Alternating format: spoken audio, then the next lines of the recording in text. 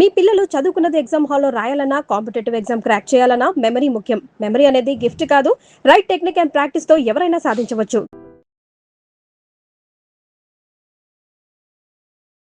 ఇటీవల బెంగాల్లో బీజేపీ గెలవడం అంత రాజకీయ కోణంలో చూస్తున్నారు తప్ప మన దేశానికి ఎంత సెక్యూరిటీగా వచ్చిందన్న విషయాన్ని కొంతమంది గమనించట్లేదండి. అక్కడ చికెన్ నెక్ ఆ పాయింట్ని కాపాడడంలో గత ప్రభుత్వం విఫలమైంది. ఇప్పుడు బీజేపీ ప్రభుత్వం వచ్చింది కాబట్టి ఖచ్చితంగా దాని మీద ఎక్కువ ఫోకస్ ఉంది. ఎందుకంటే దాని మీద మన గ్రిప్ కోల్పోతే చైనా నుంచి కానీ భూటాన్ నుంచి కానీ వేరే వేరే కంట్రీస్ అంతా లోపలికి వస్తారు. అది పాకిస్తాన్ కూడా మరో కారిడార్ అవుతుంది అన్నది చాలామంది అంటుంటారు. అది వాస్తవం కాదు. అసలు ఆ చికెన్ నెక్ ఏంటి సార్? అసలు ఆ సిలిగురి నేను బెంగాలే కదా సార్, అస్సాం కూడా మాట్లాడుతాను. అస్సాం అండ్ బెంగాల్లో ఉన్న ప్రభుత్వం రావడము దీన్ని పొలిటికల్ యాంగిల్గా చూడకూడదు సార్. దీన్ని ఒక స్ట్రాటజిక్ యాంగిల్లో చూడాలి.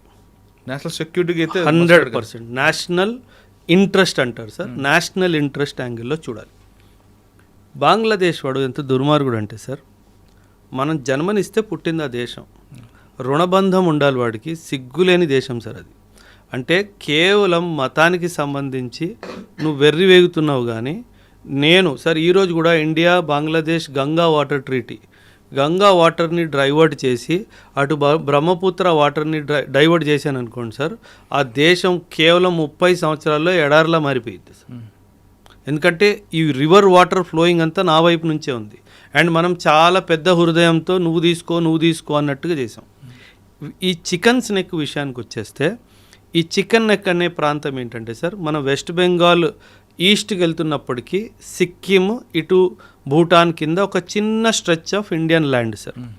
వీళ్ళ ప్లాన్ ఏంటంటే అక్కడ నార్త్లో బంగ్లాదేశ్కి చెందిన ప్రాంతం ఏదైతే ఉందో నార్త్లో రంగపూర్ అనే ప్రాంతము, అక్కడ చైనా వాడు వచ్చి వాడు మిజైల్స్ని వాడు ఎయిర్ క్రాఫ్ట్స్ని పెట్టుకుంటాడు సార్. చైనా అన్నారు కాబట్టి సార్, మన పాకిస్తాన్ కన్నా మోస్ట్ డేంజరస్ చైనా అంటున్నారు కదా. Any time sir.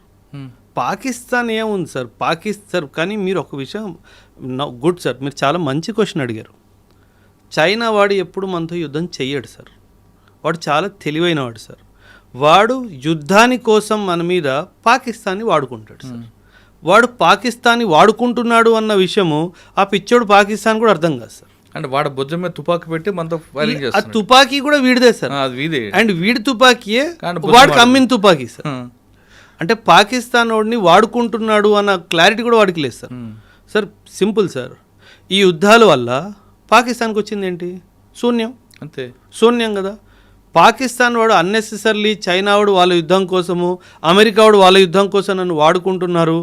నేను డెవలప్మెంట్ మీద, ఎకనామిక్ డెవలప్మెంట్ మీద, హ్యూమన్ డెవలప్మెంట్ మీద కాన్సన్ట్రేట్ చేయాలి అన్న ఇంత జ్ఞానం కూడా లేని దేశం సార్ అది. సో చికెన్స్ నెక్కి వెనక్కి వచ్చేస్తే చైనా వాడు ఉద్దేశం ఏంటంటే సార్, అక్కడ నార్త్ నుంచి అటాక్ చేసి ఒక వ్యాలీ ఉంది సార్, దాన్ని డోక్లాం వ్యాలీ అంటారు. ఇటువైపు సిక్కిం, ఇటువైపు భూటాన్, మధ్యలో వ్యాలీ సార్. ఇక్కడ కింద మన చికెన్స్ నెక్ ఉంది సార్.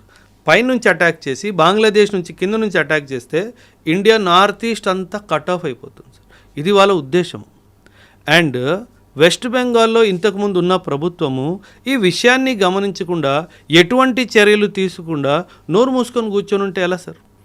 సార్ ఎంతమంది లక్షల మంది ఇల్లీగల్ మైగ్రెంట్స్ బంగ్లాదేశ్ నుంచి వస్తున్నా వాళ్ళ మీద ఎటువంటి చర్యలు తీసుకోకపోతే మన దేశం ఏమైపోవాలి సార్? మీకు గుర్తుంటే కనుక 2019లో 5 ఎన్ఆర్సీ జరిగింది అస్సాంలో సార్. అస్సాంలో ఎన్ఆర్సీ జరిగినప్పుడు అసలు 19 లక్షల మంది ఇల్లీగల్గా మన దేశంలో ఉన్నారు అన్న విషయం మనం గుర్తించినప్పుడు వాళ్ళని తిరిగి పంపించడం స్టార్ట్ చేయాలి కదా సార్. అసలు ఎటువంటి యాక్షన్ లేదు సార్. అంటే మీరు పాలిటిక్స్ కోసము, ఓటు బ్యాంక్ పాలిటిక్స్ కోసము దేశాన్నే మీరు తోసేస్తున్నారు కదా సార్. ఆ విషయం గుర్తుపెట్టుకోవాలి సార్. అందుకే ఈ బీజేపీ యొక్క గెలుపుని వెస్ట్ బెంగాల్లో కానీ అస్సాంలో కానీ మనము ఒక స్ట్రాటజిక్ యాంగిల్లోనే చూడాలి తప్పితే ఒక పొలిటికల్ యాంగిల్లో చూసే తప్పు మనం చేయకూడదు సార్. రెండో విషయం ఏంటంటే sir, I don't support any political party sir. ఒకవేళ బీజేపీ ప్రభుత్వం ఏమైనా తప్పు చేస్తే నేను ఖచ్చితంగా నిలదీస్తాను సార్. మీరు ఇది తప్పు చేశారు. ఇప్పుడు విమెన్ రిజర్వేషన్ బిల్ ఉంది సార్, దాన్ని అనవసరంగా డీలిమిటేషన్ బిల్లుతో యాడ్ చేసి దాన్ని ప్రజెంట్ చేశారు. ఆ బిల్లు కాస్త ఫెయిల్ అయిపోయింది సార్.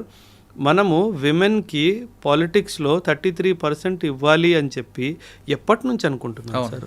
అంటే 1947లో మనకి స్వతంత్రం వచ్చింది. ఇప్పుడు కూడా పార్లమెంట్లో చూసుకుంటే సింగిల్ డిజిట్ పర్సంటేజ్లో కూడా విమెన్ లేరు సార్. విమెన్ పొలిటికల్ ల్యాండ్స్కేప్కి వస్తే విమెన్కి సంబంధించిన విషయాల్లో చాలా మార్పులు వస్తాయి. అలాంటి విషయాల మీద ఎందుకు ఈ ప్రభుత్వం చెయ్యట్లేదు అన్న కోపం నాకు బీజేపీ మీద ఖచ్చితంగా ఉంది సార్. ఆ బిల్లు ఖచ్చితంగా పాస్ అవ్వాల్సిన బిల్లు సార్. దాన్ని ఎందుకు అనవసరంగా దాంతో క్లబ్ చేసి పాడు చేశారన్నది. సో అందుకే నేను చెప్తున్నాను సార్, ఏ ప్రభుత్వాన్ని నేను సపోర్ట్ చేయను సార్. ఎవరు బాగా పని చేస్తారో వాళ్ళని సపోర్ట్ చేస్తాం సార్, సింపుల్గా సార్. అది మొత్తం మీద తీసుకుంటే మీరు చెప్తున్నట్లుగా బీజేపీ బెంగాల్లో గెలుపు అనేది నేషనల్ ఇంట్రెస్టింగ్, ఇది 100% కాదు. 100%, 1000%. బెంగాల్, అస్సాం బీజేపీ ఉంది కాబట్టి వీళ్ళిద్దరూ కలిసి, ఈ స్టేట్స్ రెండు కలిసి బలం సెంటర్ నుంచి వస్తే ఇల్లీగల్ మైగ్రెంట్ సార్ మన భూమి మీద బెంగాలీ వాడు ఎందుకు ఉండాలి సార్? ఒక మాట సార్, ఎందుకు ఉండాలి? బెంగాల్ వాడు బెంగాల్లో ఉండాలి, ఈస్ట్ బెంగాల్ వాడు. మన ఇండియాలో బెంగాలీస్ ఉన్న వాళ్ళు వెస్ట్ బెంగాల్లో ఉంటారు.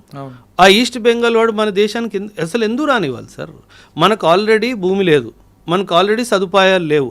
అస్సాంలో 1971లో ఉల్ఫా పుట్టింది ఈ కారణంగా కదా సార్. ఎందుకంటే మీరు ఆ బంగ్లాదేశీ వాళ్ళని ఏమంటారు ఐడెంటిఫై చేసి డిపోర్ట్ చేయట్లేదు అన్న దాంతోనే కదా సార్ ఉగ్రవాదం స్టార్ట్ అయింది అస్సాంలో 1979లో. మీకు ఏమంటారు అరవింద్ రాజ్కోవా అండ్ వాళ్ళ టైంలో దానికి యాంటీగా కదా అస్సాం గణపరిషద్ రావడం మారింది. Exactly sir. అంటే 1979లో ఇదంతా జరిగింది కదా సార్. కొత్తగా తీసుకుంటే వెస్ట్ బెంగాల్లో గెలుపు అనేది రాజకీయ కోణంలో కాదు, నేషనల్ ఇంట్రెస్ట్గా చూడాలంటున్నారు ఓబ్రాయ్ గారు. అంతేకాకుండా అజిత్ దోవల్, ఆయన మన కంట్రీకి కాదు వరల్డ్కి అంత మించిన డెడికేటెడ్ దేశం మీద ఉన్న వ్యక్తి ఎవరు లేరంటూ అజిత్ దోవల్ గురించి చెప్తున్నారు. ఇక రా ఏజెంట్ అవడం అంటే ఒక అదృష్టం ఉండాలి, ఆ డెడికేషన్ ఉండాలి, ఆ డెటర్మినేషన్ ఉంటే వారు మాత్రమే అవుతారు తప్ప బంధాలు కుటుంబ బంధాలు ఎమోషనల్ ఉన్నవారు దానికి దూరంగా ఉంటారంటూ చెప్తున్నారు.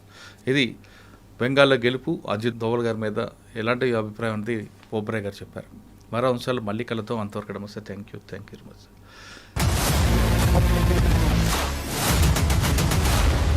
iDreams, this police diaries is something very, very valuable towards that. I must really appreciate Murali, your insights. iDreams founder and CEO Chinna Vasudev Reddy గారితోని మురళీధర్ క్రైమ్ స్టోరీస్ చాలా ఫేమస్ అయిపోయినాయి. Gautam Savan garu and Satyanar sir. Well done. I congratulate him for doing so well, and I congratulate him his boss also. So well.